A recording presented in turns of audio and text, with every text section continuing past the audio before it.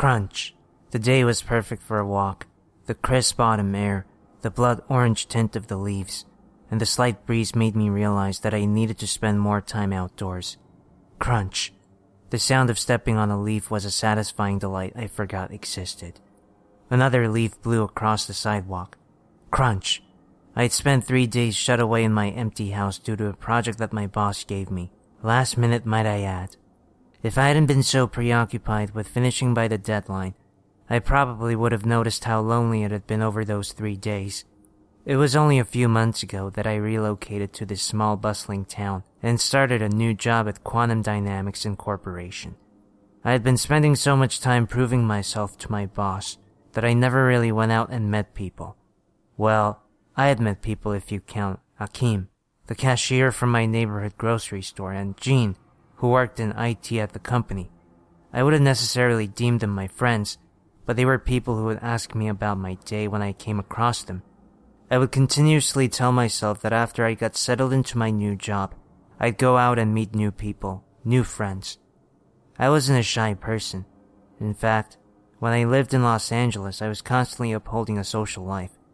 My best friend Joe and I were always heading to the trendiest clubs, dancing until our feet hurt, meeting loads of fascinating people including a few celebrities. If she hadn't met her fiancé and moved outside of the city, I probably would have never accepted this job offer. Not because I depended on her, but after she moved it just didn't feel the same trying to lead the same life as before. Only if I had her here in this new town, maybe I wouldn't feel so alone. I was so caught up with feeling sorry for myself that I didn't right away notice that something was off. This uneasy feeling started with just a thought that flashed in and out of my mind, but as I continued to walk, the feeling crept up on me until it was prominent in every bone in my body. What was it? Just then I realized that it had gotten a lot cooler than when I first started my walk and the sun was no longer shining. It was also peculiarly quiet except for the rustle of the wind dancing around the dead and decayed leaves. In fact, besides when I'm stuck in my house, I don't think I've ever experienced the world so still, so quiet. However, it wasn't this that I realized had caused my disquietude. It was the fact that I had not seen a single person since starting my expedition. No traveling cars had crossed my path. Not even the houses that lined the street path had their tenants step foot outside. If it weren't for the vehicles parked outside the desolate houses, it would look as though people didn't even live in this town anymore. Maybe there was a big town event, and everyone was there instead of the small section of the neighborhood I chose to walk. It could very well be a possibility that I just happened to not see anyone. Yep, that's it. Just a coincidence.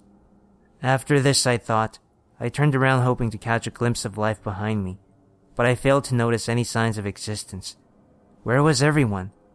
This town has had a reputation for being one of the fastest growing areas in the state and was constantly full of movement and hubbub.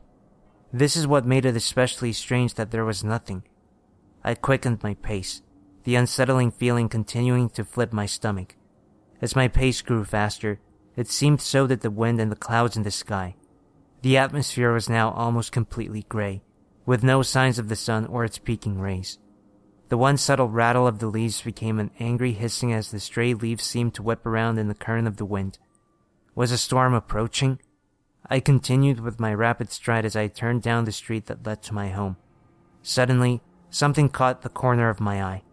To the left of me across the street was a small park, and amidst the trees, something was moving. Hoping to see another person, I turned to fully face the park to investigate the source of the movement, and was horrified when my eyes rested upon it. A ghastly figure stood in the shadows of the trees, no longer moving, but instead staring back at me. It almost looked human, except it had to be over 7 feet tall, with anatomically longer than normal limbs that looked so thin they could snap under its own weight. It was completely black except for the eyes, which were more like round, iridescent sockets. From where I stood, there seemed to be no other facial features. That is until it moved again. The figure didn't leave its spot but instead tilted its head curiously.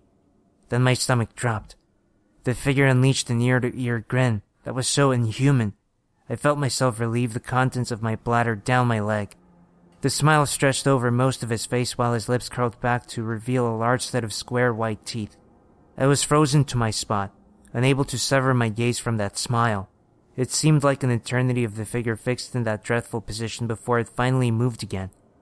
It took its head and began to tilt it to the other side. It was this movement that broke my trance.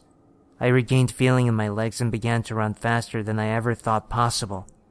I kept fighting to look back to see if the thing was following me. I did not want to slow down my pace by looking back only to find the figure right behind me. I could see my house only 3 blocks away, so I pushed my legs to move even faster. 2 blocks, 1 block.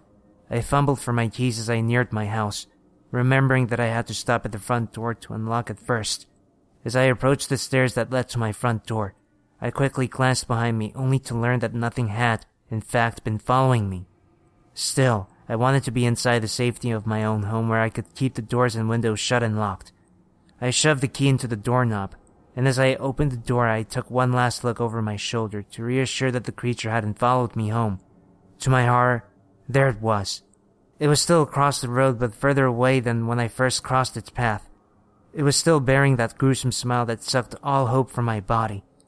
This time, however, I wasn't glued to my spot and I raced inside and slammed the door shut.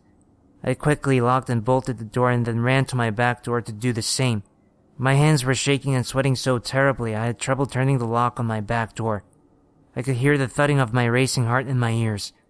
I grabbed my phone off the countertop and rushed into my bedroom and locked the door behind me. I didn't want that appalling smile terrorizing me from the window, so I drew my curtains and buried myself under the covers in my bed.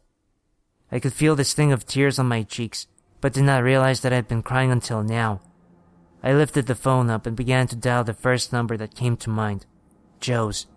My hands were so weak and shaky that I had to dial each number slowly. 40698. Just as I had my finger on my next button, a chilling sound flooded my room.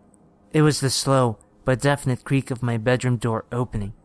My entire body was shaking now as a soft whimper began to escape my lips. I could hear it move across my bedroom floor before feeling its presence right beside me. Yet I couldn't bring myself to lift the covers away from my face.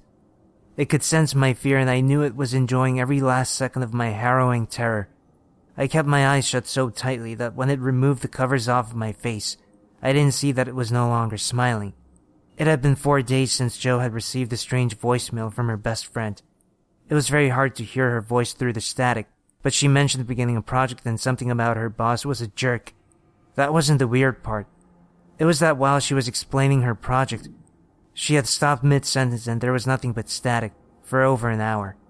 After Joe couldn't get a hold of her, however, she began calling the only people who might have known what had happened: her friend's parents and boss. The police were notified of a missing person and a search party had begun once nobody could provide details on her whereabouts. It had been 4 days since Joe received that voicemail when her phone rang with an unknown caller ID. She answered and to her utter disbelief was greeted with her best friend's voice.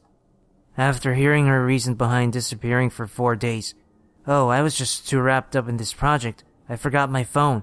I wanted to work in the library," she decided to meet up with her friend to give her a stern lecture on how worried she was. Joe drove over to her house and marched up the steps to her friend's front door. "How dare she do this to me?" Joe threw open the door and was very confused when the rancid odor met her presence. She called out her friend's name and from the bedroom she emerged. She looked absolutely terrible. Her eyes were baggy and sunken in and her hair was a tangled mess.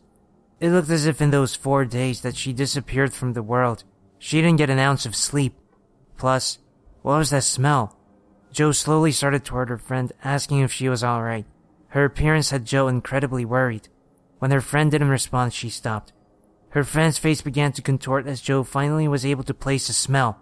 It was of rotting flesh.